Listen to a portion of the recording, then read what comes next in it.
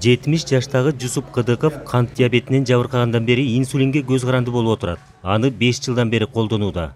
На 2 месяца хватает. Вот один. 2 ай сайын келип инсулинди алып кетип турам.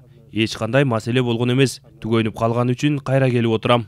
Дүйнөдөгү саясий кырдаалдан улам жана февраль айындагы доллардын наркынын кескин жогорулап кетишине байланыштуу инсулинди алып келүүдө көйгөй жаралган. Саламаттык сактоо министрлиги учурда тартыштык жок экенин, бирок аны берүүдө чектөө зарыл болуп жатканын билдирүүдө. Эң оор абалдагы бейтаптар өз өлчөмүндө алышат. Ал эми калгандарына убактылуу башка дарылар берилип турат. Учурдагы инсулиндер боюнча болуп калган кырдаал министрлик бул тараптан көп иш чараларды жүргүзүп жатат. Азыр бүт ушу биздин медициналык уюмдардын ичинде кайсы жерде канча инсулин бар экен, канчасы калды, ошонун баарын анализдеп туруп, азыр каяка жетишпей аткан жакка биз ошолорду кайтарып туруп, ошол жетпей аткан жерлерге жиберип атабыз.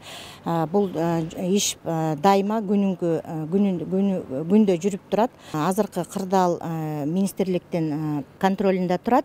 Анан мен ойлойм, бир дагы бейтап, кант диабети менен жабыркаган бейтап инсулинсиз калбайт.